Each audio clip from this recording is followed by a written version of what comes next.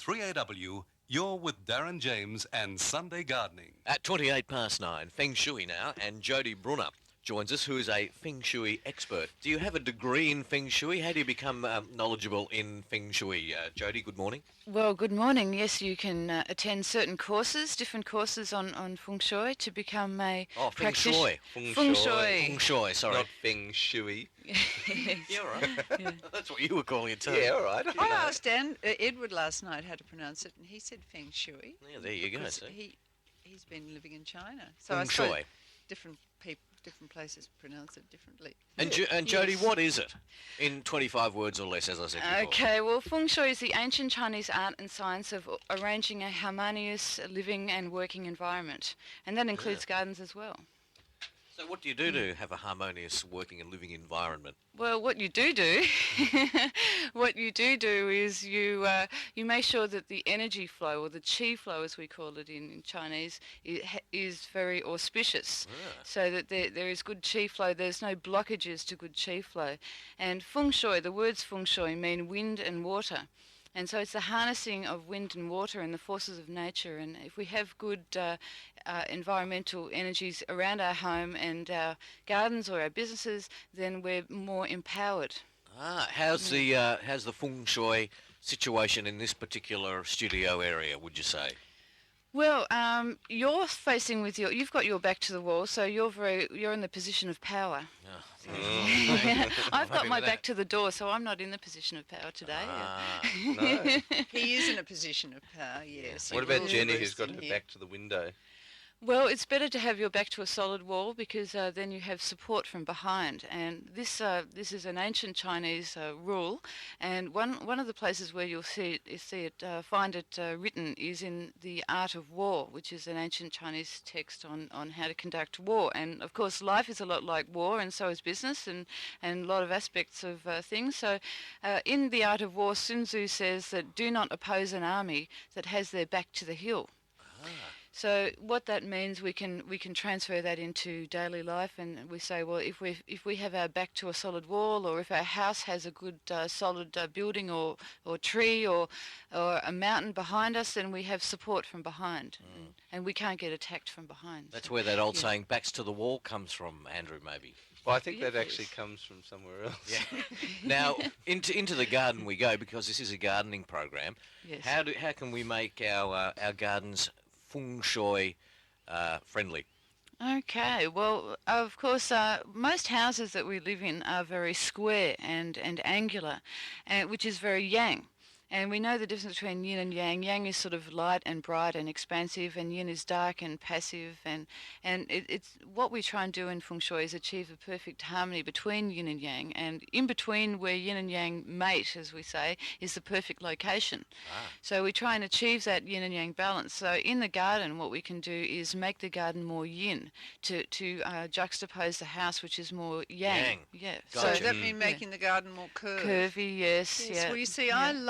I love a curved garden. Yes. I love the feeling of curves Yeah. and doing curves. So when you're sitting out on your terrace outside or on your lawn or something, you have that enclosed feeling. Yeah. So if I want to ying my yard, what's the first thing I do to get a ying yard? Yes, yours is all very You have, square. yes, That's right, yeah. Yes, well, round off the garden beds, round off the pathways, and like we tend to have a lot of square areas of lawn. Try and make them rounded. You can even put pots at the ends of the corners just to make it Soften them. soften the edges.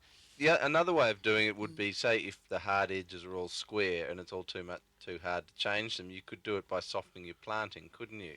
Yes. Well, there's a lot of sort of technical things about Feng Shui in gardens, and in the traditional Chinese garden, particular plants will be chosen because of their aesthetic qualities. And if you have a yang area, then you would use a yin plant, or if you have a yin area, a yang plant. All right. Right. Okay. So I was actually reading Peter Valder's book on Chinese garden plants. The garden plants of China. Yes, that's right. And it had quite a lot about Feng Shui in the garden. And they don't put a huge variety of plants in their gardens, even though China is the home of so many unusual and wonderful plants, they tend to choose the ones that they feel comfortable with, don't they? I think the persimmon is one that is very important, isn't it? Yes, the persimmon represents not longevity. Health, no, more children, offspring. Fertility. Fertility, that's the word That's I was the looking word. for. So that I can't remember which trees they were, which plants they were, but there was one for more children, one Yes. for prosperity, one for. Have you got the list there or not? Well, I've got a couple of different ones on the list here. In particular, the bamboo, which we see in all Chinese Yes. gardens, represents humankind's flexibility and our resilience. Because, of course, the bamboo is extremely hard to break or bend. Extremely hard to get rid of once Yeah, you've got too. it. Once it's Yes, spread that's throughout right. the yard, And you're in big quite trouble. often, yes. Well, I don't recommend always putting bamboo in the garden because it can be Although you can overtake You it. can have get non-invasive Yeah, bamboos. a clumping bamboo as opposed to a running Yes, bamboo. That's Yeah. true. I think black bamboo is like that too. It grows a bit slower as well. Yeah. For instance, in Chinatown, at the northeast end of Chinatown, there's a new Chinese garden, and one of the things that they wanted to put was a lot of bamboo there, but they had to contain it within an area, and they put a mixture of black and green bamboo, but they've contained it within an area so that it doesn't take Get away. over and get away. That's yeah. a good idea. How did you get into all of this, Jodi? Well, it was a few years ago, and I heard about Feng Shui, and I thought, what is this thing? You know, and it just what I really liked about it was it combines spirituality and common sense and architecture and interior design and all of the things that I was interested in. And I used to have a renovations company, and when I saw an ad for a school that was teaching Feng Shui, I thought, well, this is the perfect opportunity, and I didn't know where it was going to lead me, and I just sort of followed my instincts, and it just led me to where I am today. You which grabbed is your yin and your yang and off down the road to Feng that's Shui you right. went. So now you're actually teaching it, aren't you? Yes, I teach introductory workshops at the Chinese Museum once a month. Ah. Yeah. And do the points of the compass have anything to do with it and the way things face, like north, Definitely. northeast? Yes. Definitely, yes. Which way should we sleep? Well, we can. The first thing, of course, is when we're sleeping is to be in the position of power, so not have our heads under a window. And according to our personal 4 best directions, which are based on our year of birth, we can find our 4 better directions in which to sleep or to point our head towards. So there's, like, some people say, oh, they like to sleep on the north-south magnetic axis, but in Feng Shui, we talk more about personal directions, and we allocate those according to year of birth, and it also depends on the position of power as well. So if Yeah. my year of birth was 40 years ago, Yes. which way would I sleep? Well, I have to do a calculation on that, and I have to know the exact year of birth. You see. Oh, I see. Now, one of the other things that I read in Peter Valder's book was that they like, they're building a house in China, they like the door to face south, because then it gets the sun coming in and protects them from the evil influences of the north. Yes. But that's right. when we're in the southern hemisphere, does this revert, or do the evil influences still come from the north?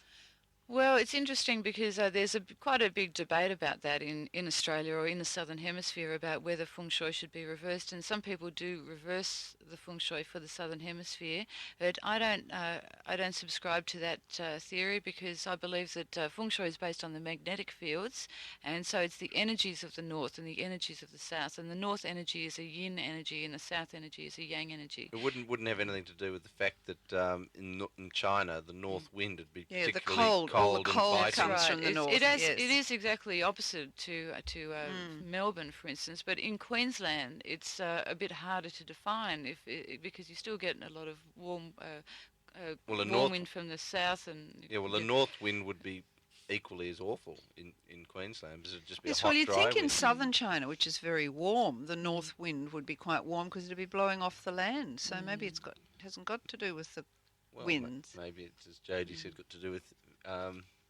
magnetism. Now, other Yes, plants. yeah. Have you got any other plants that the pomegranate was one that the persimmon was one that was important, wasn't it? The cherry was another. Yes, well, in the winter garden, there's many different types of traditional Chinese gardens, and one of them is the winter garden. And one of the plants in the winter garden was the bamboo, but there's also the winter flowering plum tree, which represents... Oh, Prunus mummi, yes. Oh, okay. Well, Prunus mummi is one of our favourite trees that we talk about a lot, yes. I Yes. remember that is a very auspicious tree. Yes, To have. perseverance and rebirth it represents. So, Ah, yeah. right. Well, perseverance, it's certainly perseverance where I come from. Yes. And you do tours. Yes, I do feng shui Through feng shui tours Chinatown? of Chinatown. Yes, Yeah. and I do show the new Chinese garden, which was designed by Ming Wang. He's a Chinese feng shui landscape gardener, and I have interviewed many masters and different people in Chinatown, and I take people on a tour there. In fact, I'm going there today in the rain. So the other thing that is very important in the Chinese garden is water, isn't it? Yes, They put yes. Well, a garden without water is like a garden without lifeblood. Ah, get that water in there. Yes, so Yes. they feel, but not so much running water. It's more Well- still ponds and things like that, isn't it? Actually, even with a pond, they will always have the fish. They're called kai or koi. Koi. That's Koi, right. The Japanese carp. Yes. Yes, and because the fish are in the ponds, they stimulate the movement of the water and stimulate the chi in the water, because otherwise it will stagnate unless you have those certain plants or reeds that will help to aerate the water. But so even a pond is moving, but of course when you have moving water in a garden or a little stream or whatever, make sure that it's running towards the house and not away from it, because water represents prosperity, so you don't want prosperity flowing away from the house. Oh, that's yeah. quite interesting. There's a good isn't tip it? for Feng Shui fans. Or Yes. Feng Shui. Do you get? Can you get graded? Like, you're an expert on it. Does that mean you're a black belt in Feng Shui? Oh, well, it's not so well defined as in martial arts. No, traditionally, the feng shui is passed on from generation to generation, and it's usually only practiced by men. How does that sit with the masters that you're involved here?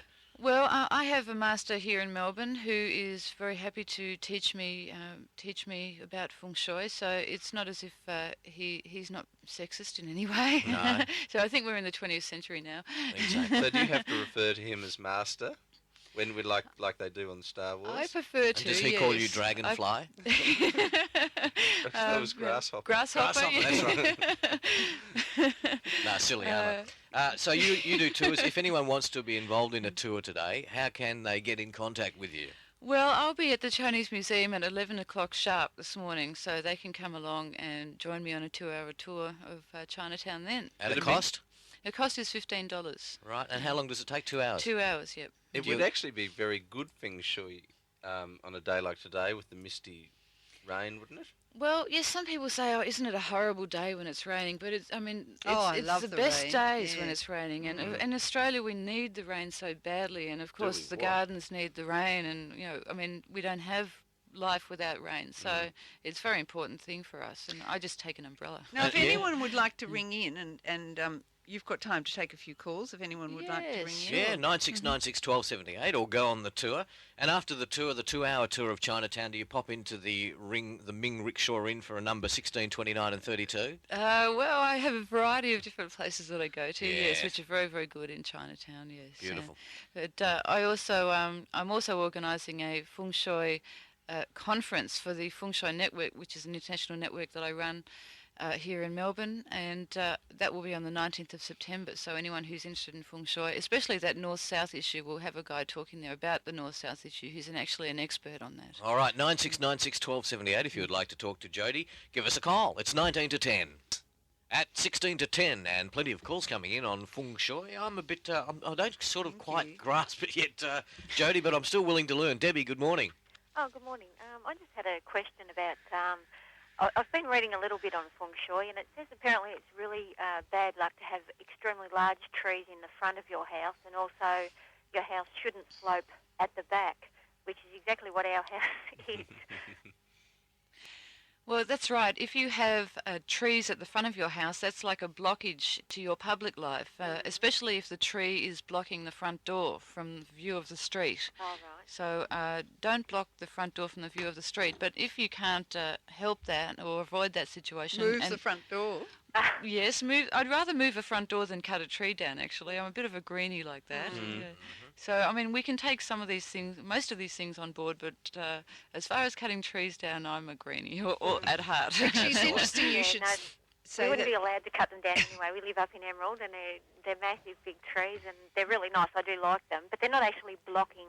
You can see the front door from the road. We actually live at That's the end of nice. a dead-end road too. Is that bad luck too, or? Well, is it at the very end of a No, dead-end it's not street? right at the very end. It's the last house on the right-hand side. No, that's fine. If you're facing towards the end of the dead end, like if you're driving down the dead end street and you can see your house at the No. end, that's not such a good location because all that energy or the chi flows, concentrates into a straight line and points towards your house, which makes it too sort of harsh. So it's better not to be in that situation. I mean, there's things that you can do to avoid that if you are, but also with the hill at the back of the house, so you may have been listening before about the position of power and Yeah. the mountain behind the house. So if you don't have a mountain behind your house, you can plant trees at the back to symbolically make a mountain, or some people actually get big piles of dirt and make a fake mountain at the back of the house. Oh, right. Well, they certainly make fake mountains in the gardens in China, don't they? Yes, I do. Yes, All they right. create mountain ranges in the garden. Thanks for the Yes. call, Debbie. Laurie, good morning. Good morning, Darren. Yes. And ladies. I'd just like to know where you can go to learn more about it, about the Feng Shui. Well, Jodi does courses. Yes, She and does Feng Shui workshops. Whereabouts is that? At the Chinese Museum in Chinatown. Yeah, I missed the first part. Mhm. It's the Chinese Museum. Yep, in Chinatown. Do you in want to Melbourne. give a phone number, Jodi? Well, I can give you my phone number and Yes. then give me a call and I can send you a bit more Oh, information. that'd be fantastic. Right. It's 9662 9662 1011. 1011. Now, Yes. one other question, Yeah. Jodi. I believe if your bed faces the door, with your feet facing the door, that's not a good position. Is that right? Well, yes, that's true not only in the Chinese culture but in other traditions as well because we call that the unfortunate name of the coffin position. Yes. Ooh. And what I was wondering, if you can't move the bed anywhere that, to do that, like that's only one position you can have it in, is there anything you can do? Well, Move the door. You could could you put a Yes. screen in front of the door? yes, you can you can use a screen. You can put a blanket box at the end of the bed with things on top of it to sort of block the Yeah, view. but it's not directly, like it faces the door, but it's not directly in front of the door. Right. Well, that's not so bad. I mean, if you're sitting up in bed and you can see the door at the end of your feet, No, then it's just yeah. over it. You can see the wall at the end of your feet. that's fine. That's That's fine? not a Yeah. problem. Oh, Yeah. right. 'cause That's it's a not- relief, isn't it, Yeah, Laurie? isn't it? Pardon? You're safe, You're Laurie. looking like you're in real strife there. Oh, for a look, you're looking really bad. Thanks, Laurie. Thanks, Jane, Jodi. good Thank morning. A pleasure. Thank Okay. you. Bye. Bye. Jane, good morning. Good morning, Darren. Good morning, Jodi, and everyone else. Yep. What I'm worried about is our house faces the water, and my husband wants to sell it. And I know I've heard you say, or other people say, that it is prosperity while you're facing the water. Is that true? Yes, well, water represents prosperity and represents money. So facing the water is good, or having some water at the front of your house, a little bit of water there is very good. Yes, in general terms, of course. It is, yes, we face the bay. Well, you never know, Jane. If your husband wants to sell it, maybe that's where you'll get your prosperity from. Yes, if you're Yes. if you're that close to the water, We if are. you're facing Well, the bay, you'll certainly... sounds fairly Yeah. prosperous to me. But I What would- suburb are you, Jane? Beg your pardon? What suburb are you in? In Parkdale. Parkdale. Okay. Well, Lovely. it depends on the shape of the land as well, of course, because if you're inside a bay, then and the water's flowing in, then the water or the prosperity is contained. But if you're facing the water and you're on a peninsula, then you've got water all around you, and you've got wealth coming in, but no way of holding on to it. Right.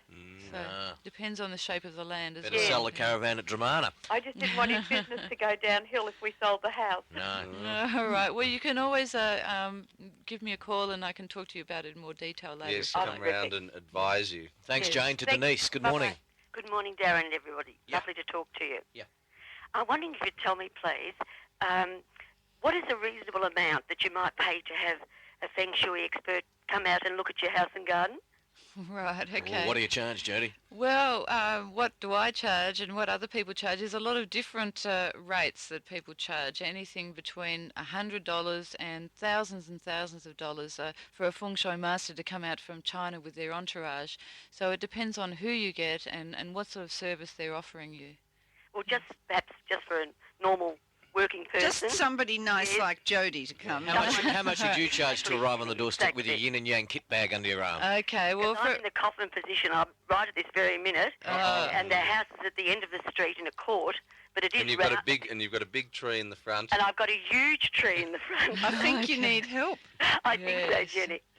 well, there's a few things that I can do for you, but of course it depends on the brief of what the client wants as well. But generally, I charge around about $285 for a consultation, and it takes me about 3 hours, and I go away and I do you a fully computerized written report as well. And that'd be tax deductible, perhaps, would it? If it's to do with your work. Oh, yes, if it's to Yes, do with your work, of course I think it would so. be. Yeah. Yes. Great. My husband works from home, and I work All from right. home. Right. Yeah. Mhm. And how do you explain to people that they feel sometimes that you've lost the plot if you start talking feng shui or things Well, like I don't that? think What- you need to talk to them about it. It's something Well, it's you interesting. either share it with people who are interested, or Well, it's no different than getting your horoscope done, really. no. I guess. All right. Well, I'm a believer anyway. Good on you. Anne Very Marie's a much. believer. She's wild Yes. with excitement. Well, in the research that I did in Chinatown, in fact, sometimes it was hard to get an answer from people about the feng shui of their business premises in particular, because if you know a lot about someone's feng shui, then it's like knowing something about them or their personal life or some of their strengths and weaknesses. So, Yeah? Yes. Ah. All right, thanks for the call. John, good morning. Good morning, Darren. Yes. I'm down at the Caulfield Racecourse.